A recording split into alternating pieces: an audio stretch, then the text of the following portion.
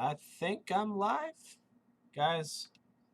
Uh, Hopper normally does this. For those of you that are getting the notification saying that I'm live, um, Hopper has got work to do right now, so he can't make it on today. So I am running the show. He mentioned YouTube doing new stuff and things like that, so I'm kind of getting used to that. Again, welcome back to Beerfield Fantasy Football Week 3. We're live Sunday morning for all your inactives, your ins and outs, who's playing, who's not. We got bottle cap decisions to make this week. For those of you guys who need decisions made, and they're not as simple as just me saying, hey, we should probably do this or not. Hopper was kind enough before he had to go back to work. He put together a nice little sheet for me here. Just kind of waiting to get some people back in here. But for those of you that are still wondering who's expected to play today, no Julio Jones. It's probably the big one. So even though it's a difficult matchup against the Bears, rev up your Calvin Ridleys and your Russell Gages if you're indeed looking for some of that Julio relief. Just trying to also get this put on Twitter to get some of you guys out there. Just give me 1 second, guys. Also, Josh Jacobs is playing. I would assume and put forth that that Darren Waller is also going to play today. Other actives or other ins and outs here. Duke Johnson's not playing today. I don't think that was really much to be expected. It's also a very difficult matchup against Pittsburgh. Michael Thomas, of course, isn't playing today. It's stated he wants to be back in week 4, which there was never really a timetable given for him. Obviously, we got to look at last year when Barkley came back fairly early from his eye ankle sprain, and we got to see how ineffective he was until he was finally recovered. That dominated. So even if Michael Thomas comes back, I do like Traquan to kind of help, to kind of be that flex play. Michael Thomas could be a perfect decoy, even though he plays him generally out of the slot. Not to say that Thomas is going to be bad, and not to say that you guys should be sitting him. If he's healthy, if he's active, then you almost have to play him and just kind of hope that it's what's up, Alex? You just kind of hope that it plays out well for you. Other big ones, Cam Akers not playing. I don't know how big that is for redraft, but just expect a healthier dose of Malcolm Brown and Darrell Henderson. Both of them are playing about equal snaps. Henderson's been the more efficient of the player. At least he was last week, week 1. That was Malcolm Brown. But against Buffalo, against a decent defense, in a game, I can definitely see Buffalo trying to slow down the pace of play and not let the Rams offense kind of get clicking. I don't love both plays, both of them, both Brown and Henderson. I think would be fine. Would be fine flex plays. John Ross not playing. No one really cares about that. Devonta Freeman is active for week 3 against the 49ers. Him and Dion Lewis are both expected to kind of, I won't say it's going to be 50-50. I would expect Dion to see a decent amount of the snaps this week. Freeman just signed off the streets. It's hard for me to see him play more than even 30% of the snaps. Also, it's against San Francisco. They may be banged up, but they're still a good defense, and this is still the Giants' offense. Not playing either or. I don't want to play anybody from this team, at least from their running backfield. As stated earlier, George Kittle is not going to play. So fire up your Jordan Reeds. Just be mindful that Reed only played only 49% of the snaps.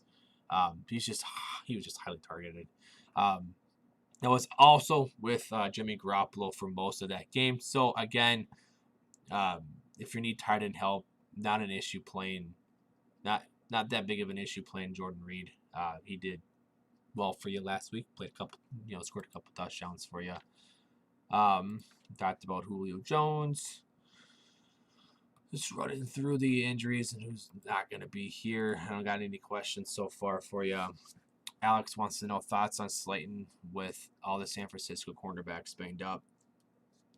I'm rolling him out there in a few matchups.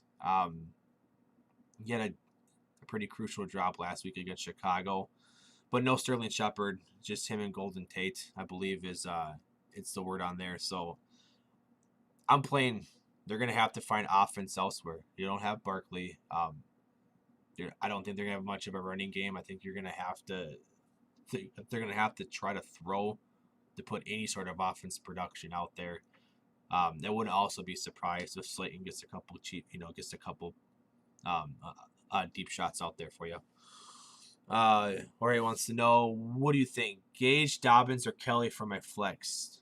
No PPR. I'm going Russell Gage. J.K. Dobbins is in a timeshare in what looks to be a pretty crappy timeshare with Baltimore until we get that backfield kind of figured out, or until at least someone out there actually starts to take the reins from it. I'm not playing any running back from there. I wouldn't even play Mark Ingram. I like Josh Kelly. Huge fan. Loved what I saw from him coming out of UCLA. I need to see another week of what the carries are going to look like, or what the actual touch share is going to look like. It'd be a bit different if Julio was playing and Gage was the 3. But with no Julio, this is an easy decision for me. I'm totally playing Russell Gage here. Even in no PPR league, he does operate out of the slot. So yes, you're not going to get the big deep shots. But if Chicago can somewhat keep up on offense against this really bad Atlanta defense, it's going to keep Matt Ryan throwing the football, and it's obviously good for everybody.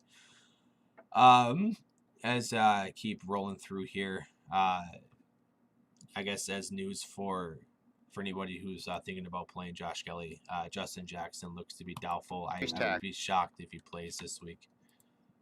Also, no Christian Kirk. So Larry Fitzgerald should see an uptick in his target share. I don't have the number 3 for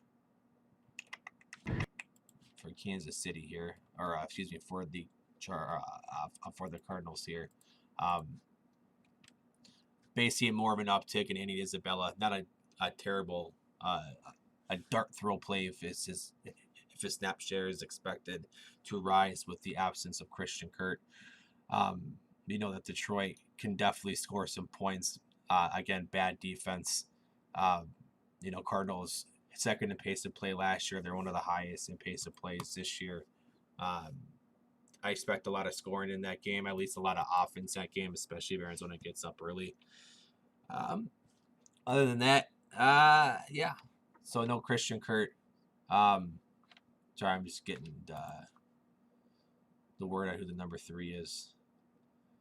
Yeah, it'd be most likely Andy Isabella filling in for that spot. No Greedy Williams for Cleveland this week. It's a good sign and just more of a good thing for Washington receivers. Obviously, you're always going to play Terry McLaurin. Let's see, not much of anything else. Sammy Watkins does remain in the Leeds concussion protocol. Being that the Chiefs play on Monday nights can be pretty difficult to want to trust. Trying to roll out Sammy Watkins. If you have to try to play him, please be mindful to have another option in mind. Guys to keep in mind, Demarcus Robinson, if he's still out there. Even a guy like Willie Snead or Miles Boykin can kind of help ease the loss of Watkins if it's someone that you're relying on playing for this week. Not playing in enough and deep enough Devy leagues to where that could be an issue. Be an issue for myself. No Melvin Ingram for the Chargers. He looks to be doubtful against the Panthers this week. That should kind of help the running game a bit more and should kind of help alleviate some of the pass pressures on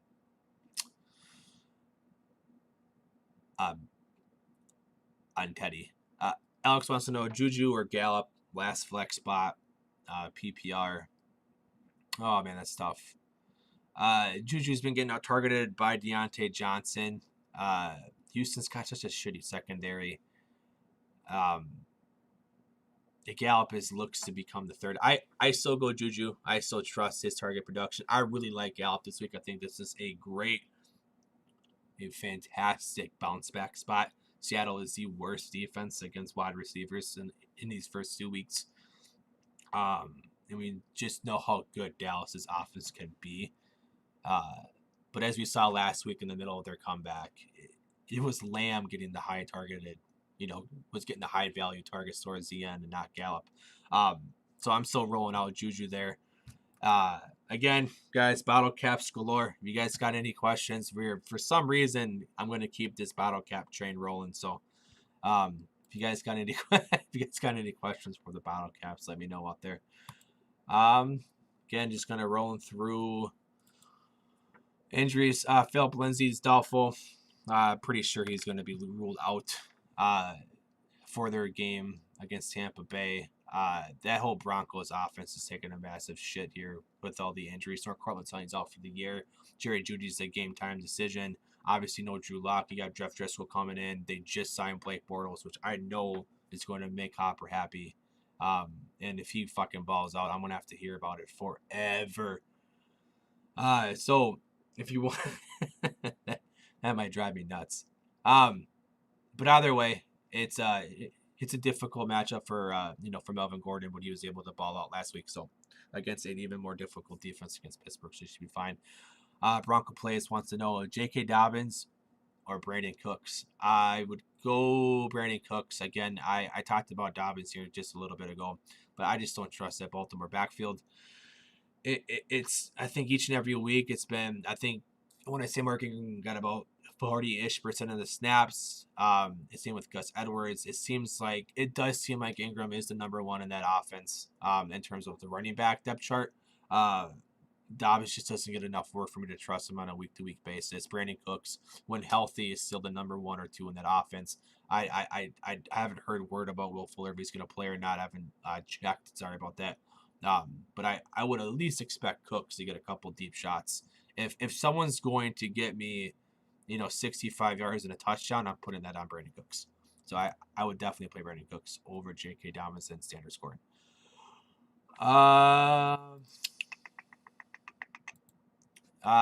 John Brown or Brandon Cooks standard. I would then lean towards John Brown.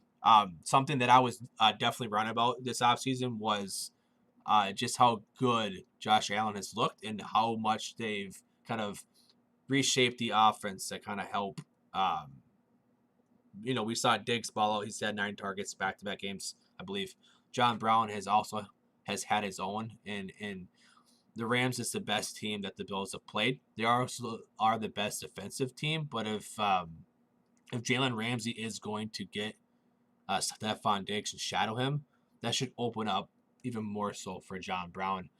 I expect the Rams to push some pace here, or at least try to, on offense. I don't think the Bills' defense is as good as I thought it was, but I also think that the Bills' passing offense is better than what I've seen. Saquon's out for the year, so you're playing Miles Sanders.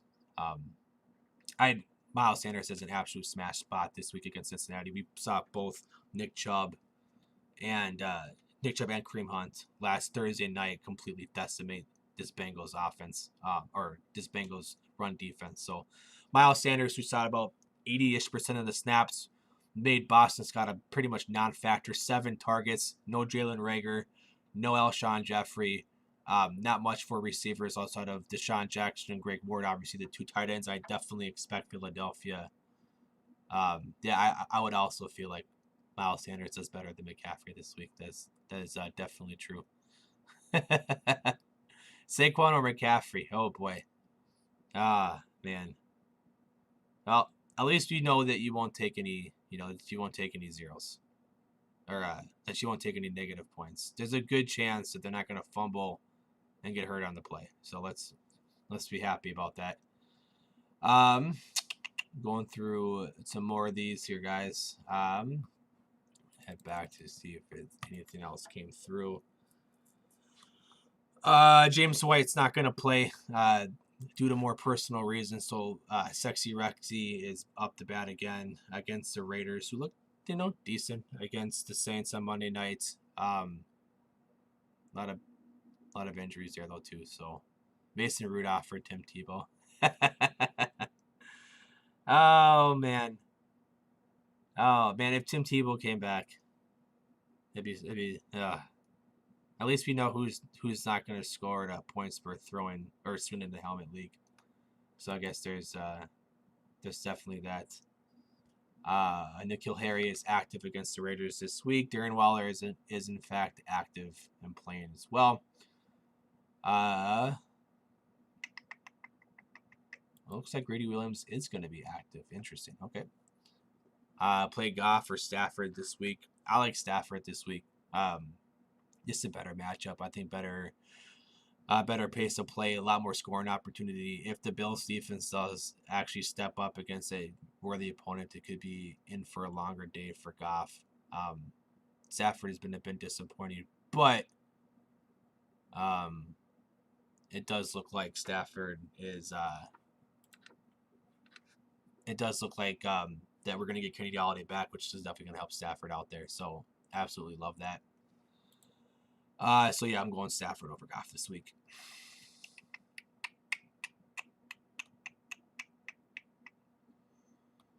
Looks like not much else.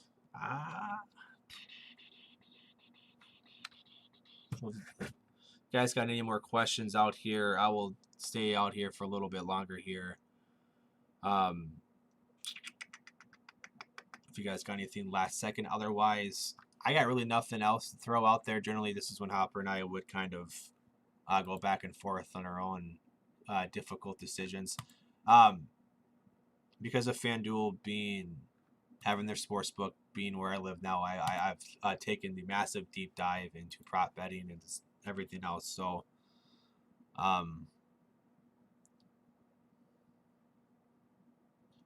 anyways, so just some prop bets that I actually love this week.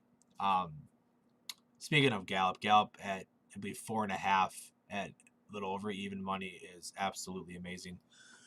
So if you need a prop bet play, for those of you that want to, do some gambling, Michael Gallup in the 4.5 over, I actually like. I think this is his smash spot. Josh Kelly, Hollywood Brown, or Slayton and half PPR. Hollywood. I think Kansas City is going to push Baltimore to be a bit uncomfortable and not try to control the game with running the football. And I think that is the best spot for that. And I think you're going to be able to see Hollywood Brown kind of have his chance to have his, a couple of his deep shots. So as much as I do like Slayton this week, and I think there's a chance for Joshua Kelly to have a nice smash.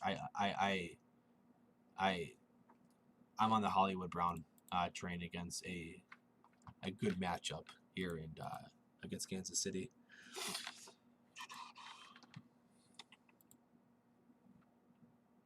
Let's see.